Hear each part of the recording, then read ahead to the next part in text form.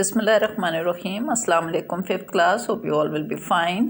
Today we will start chapter number 5, electricity, on page number 85. In this chapter we will discuss that electricity can flow in a circuit. Electricity can flow through conductors. Electricity cannot flow through insulators. First we will see what is electricity. Electricity is a form of energy and many things around us make use of electricity to work. For example, electrical appliances only work when electric current pass through them. जो electrical appliances होते हैं आपके घर में, बहुत सारी बिजली से चलने वाली जो चीज़ें हैं, जब तक उनके अंदर से इलेक्ट्रिक करंट पास नहीं होगी वो काम नहीं करती हैं और वो उसी सूरत में चलते हैं जब उनको इलेक्ट्रिक करंट उनमें से पास होती है. For example TV, computer, refrigerator, washing machine, clocks, etc. They all use electric current to work. What is electric current? Electric current is a flow of particles carrying electrical energy around a circuit. Electric current क्या होता है? Flow of particles that carry electrical energy around a circuit. For example, it is on page number 87. You can see the diagram. In this diagram, the battery is the source of energy. These red dots are the particles that carry electrical energy, and their direction arrows shows the flow of particles. Bulb is the electrical appliance which use this energy to glow. What is electric circuit? अब electric circuit क्या है? Electric circuit is basically the path of electricity to flow. यानी एक वो रास्ता है जिसमें electricity flow करती है. It has many components. इसके बहुत सारे components होते हैं जिनको हम एक दूसरे के साथ join करते हैं तो पूरा एक circuit complete होता है. Basically, the simple circuit consists of a battery, any electrical source. Battery क्या चीज़ है?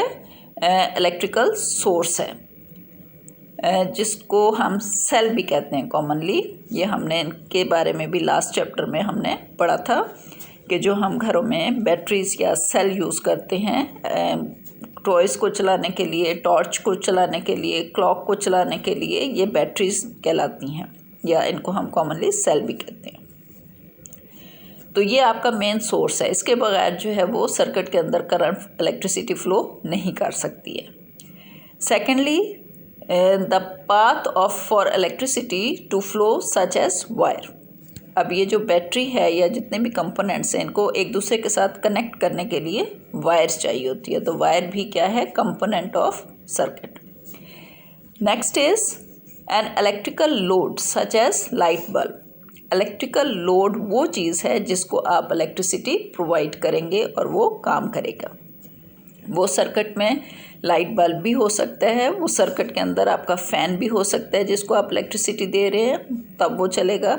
वो आपका टीवी भी हो सकता है. यानी कोई भी चीज़ जो आप सर्किट में लगा के उसको एनर्जी दे रहे हैं और उसको चलाना है आपने इलेक्ट्रिसिटी से, वो आपका इलेक्ट्रिकल लोड कहलाता है. ठीक है. एंड आ स्विच, आपको पता है कि जो सर्किट के अंदर स्विच जो है ये ऑन ऑफ का काम करता है. ये ऑन होगा तो आपका सर्किट कंप्लीट होगा और बल्ब जो है वो ऑन हो जाएगा. अगर स्विच ऑफ होगा तो बल्ब जो है वो ऑन नहीं होगा, ये ग्लो नहीं करेगा. तो स्विच का काम क्या है? सर्किट को ऑन ऑफ करना. Components and there description. Battery the energy source in the circuit. Battery क्या है? ये सोर्स ऑफ एनर्जी है, इसी की वजह से एनर्जी मिलती है सर्किट के अंदर. Has positive and negative terminals on it.